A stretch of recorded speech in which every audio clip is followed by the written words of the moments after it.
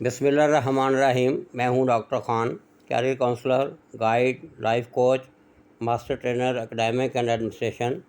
اس video میں ہم بڑے اہم موضوع پہ بات کرنے والے ہیں جس کا ٹائٹل ہے نیوکلیر ماڈلز۔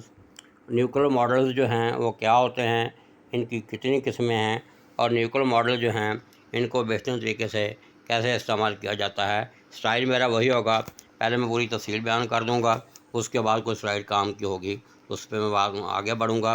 تو اس امید کے ساتھ کہ آپ اس کو لائک کریں گے، چینل کو سبسکرائب بھی کریں گے، آپ کے کمنٹس کا مجھے انتظار رہے گا۔ بڑھتے ہیں ہم اپنے اصل ویڈیو کی طرف۔ جب ہم لفظ ماڈل جو ہے اس پہ غور کرتے ہیں تو یہ بیسیکلی لاطینی زبان کا لفظ ہے۔ لاطینی زبان میں اس کو کہتے ہیں ماڈولس۔ ماڈولس کا مطلب ہوتا ہے ٹو میئر آر اسٹینڈرڈائز، یعنی میجرمنٹ اسٹینڈرڈ کے حوالے سے، یعنی کمپیئر اینڈ کنٹراسٹ اسٹڈی۔ تو اگر ہم ماڈل جو ہے اس پہ ایکرونم پہ بات کرتے ہیں، اس کے لفظوں پہ غور کرتے ہیں، تو ماڈل میں ایم سے بنتا ہے مینیجیبل، او سے بنتا ہے آرگنائزڈ، ڈی سے بنتا ہے ڈیمانسٹریبل، ای سے بنتا ہے ایگزیکیوٹیبل، اور ایل سے بنتا ہے logical and legend of knowledge.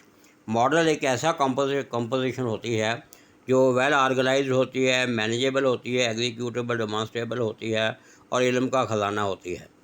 اس میں کچھ چیزیں جو ہیں وہ جاننی بہت ضروری ہیں۔ ایک جارج باکس کا بہت خوبصورت کوٹیشن ہے کہ all the models are wrong but some models are useful. تقریباً سارے ماڈل جو ہیں وہ غلط ہیں، لیکن ان میں سے کچھ ایسے ماڈلز ہوتے ہیں جو ہمارے لیے فائدہ مند ہوتے ہیں، اس لیے ہم ماڈلنگ جو ہے اس کو استعمال کرتے ہیں۔ اس ماڈل کو استعمال کرنے کے لیے 3 قسم کے تھم رولز ہیں، وہ فالو کرنے ضروری ہیں، اور ایک کاشن ہے وہ بہت ضروری ہے۔ اس کے بغیر ماڈل کو استعمال جو کرتا ہے وہ ماڈلوں کو ضائع کرتا ہے۔ تو وہ کون کون سے رول ہیں؟ پہلا جو ہے تھم رول یہ ہے، never confuse model with reality. Model ہوتا ہے، ریالٹی ہوتی ہے، دونوں کو کنفیوز نہ کریں۔ دوسرا تھم رول یہ ہے، unvalidated model is invalid model. ایسا ماڈل جو ویلیڈیٹ نہ ہو، یعنی اپنا مقصد پورا نہ کرے، وہ ماڈل جو ہے انویلڈ ہوتا ہے، اس کا استعمال نہیں کیا جا سکتا یا نہیں کرنا چاہیے۔ تیسرا تھم رول یہ ہے، models are means to end. Model کسی نتیجے تک پہنچنے کا نام ہے، not an end itself, نہ کہ بذات خود نتیجہ۔ اور اینڈ ایبریویشن ہے، ایفرٹ نیور ڈائز، یعنی کسی بھی چیز کو سمجھنے کے لیے آپ اپنی کوشش جاری رکھیں، آپ اس کو ضرور سمجھ لیں گے۔ وارننگ اس میں یہ ہے کہ جو بھی بندہ جو ہے ماڈل کو استعمال کرے، ہر آرا وغیرہ اس کے استعمال نہیں کر سکتا۔ اس کے لیے، اس بندے کے لیے سائنٹسٹ ہونا ضروری ہے، اس کا ایٹیٹیوڈ جو ہے وہ سائنٹیفک ہونا ضروری ہے، اور وہ جو ماڈل ڈیزائن کیا جس کو بیان کرنا چاہ رہا ہے، اس کے پیچھے اس کا جو بیک اپ ہے، یعنی اس کے پیچھے جو تھیوری، لا یا کوئی کانسیپٹ ہے، وہ اس کو اچھے طریقے سے آتا ہونا چاہیے۔ اب میں کوئی سلائڈنگ گزارتا ہوں، اس میں اگر آپ کے لیول کی کوئی انفارمیشن ہے تو۔ یہ ماڈل کیا ہے، اس کی ابھی میں نے بات کر دی ہے کہ سائنٹیفک ماڈل کیا ہوتے ہیں، اور یہ ماڈل ہمارے کس کام آتے ہیں، اس کی میں ابھی وضاحت کرتا ہوں۔ چلو یہ سلائڈ آپ کے سامنے آ گئی ہے تو اس کو ہم دیکھ لیتے ہیں۔ ماڈل کا فائدہ یہ ہوتا ہے کہ ماڈل کسی بھی چیز کو سمجھنے، ایسی چیز جو عام طریقوں سے نہیں سمجھی جا سکتی، اس کو ہمیں سمجھنے کے قابل بنا دیتے ہیں، اور یہ بڑے مشکل کانسیپٹس جو ہیں ان کا انالیسس کرنے کے لیے بھی کام آتے ہیں۔ اس کے بعد یہ پریزنٹ کرتے ہیں، وہ ابھی باتیں جو میں کروں گا، یہاں مٹیریل بہت کام ہے، لیکن میرا چونکہ 36 سال کا تجربہ ہے، میں اس سے زیادہ کچھ باتیں بیان کروں گا۔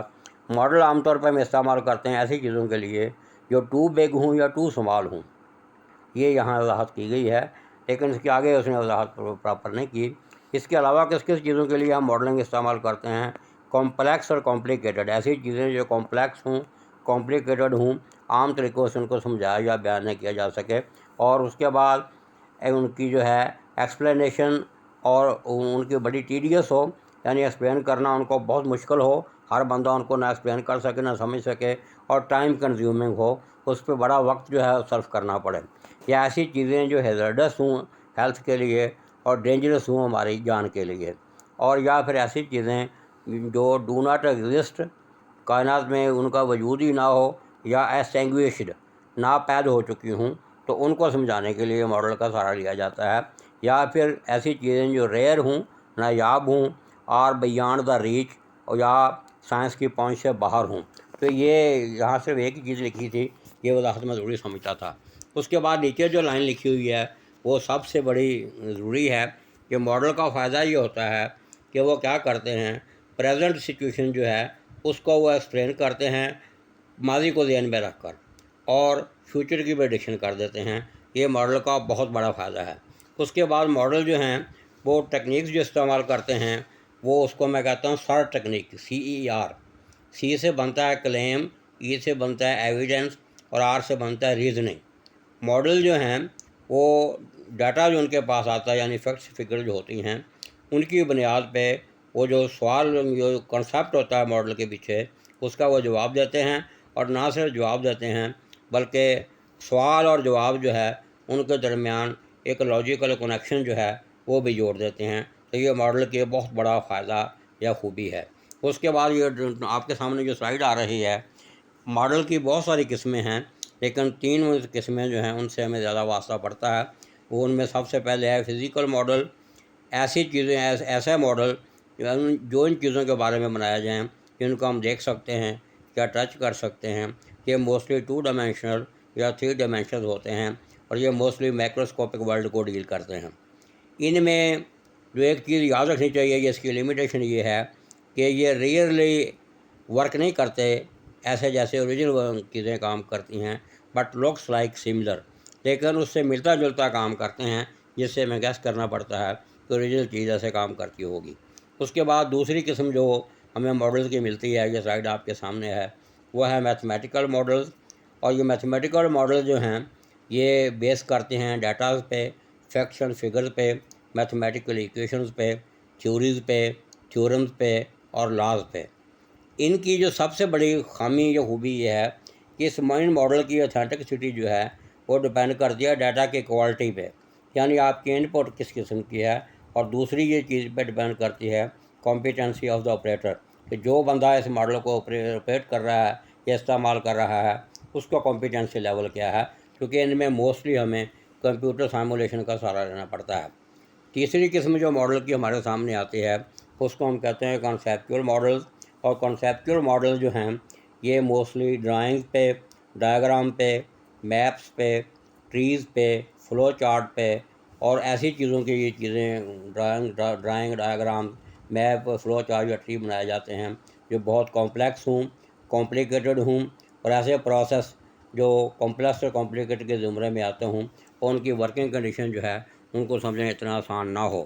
اس کی جو لمیٹیشن یہ ہے کہ ان کی جو انفارمیشنز ہے وہ لمیٹڈ ہوتی ہے، کیونکہ ڈائیگرام میں جتنا مٹیریل آ سکتا ہے اسی کو ہم یوٹیلائز کر سکتے ہیں، اسی میں کولیبریشن کوآرڈینیشن جو ہے وہ استعمال کر سکتے ہیں۔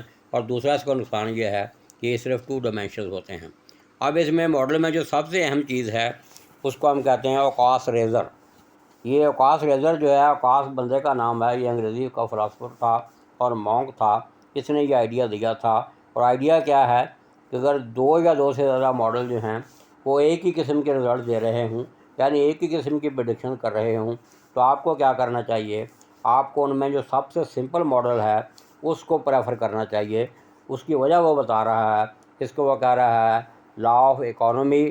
یہ آگے اس کی تفصیل ہے جس کی میں بات کر رہا ہوں، اوپر یہ لکھا ہوا سلائڈ پہ دیکھیں، لا آف اکانومی یا لا آف پارسیمونی۔ پارسیمونی کہتے ہیں کفایت شاری کو۔ تو اس کا اصل مقصد یہ ہے جس کو ہم کہتے ہیں ویلیو ایڈیشن یا پھر کاسٹ افیکٹونیس۔ تو یہ سائنٹیفک ماڈلز کیا ہوتے ہیں، ان کی کتنی قسمیں ہیں، ہمیں کن کن چیزوں کا خیال رکھنا چاہیے، اور کون سا ماڈل استعمال کرنا چاہیے، یہ ساری چیزیں میں نے بیان کر دی ہیں۔ اس امید کے ساتھ کہ آپ اس ویڈیو کو لائک بھی کریں گے، چینل کو سبسکرائب بھی کریں گے، کمنٹس بھی کریں گے۔ مجھے آپ کے کمنٹس کا انتظار رہے گا۔ اللہ آپ کو حامی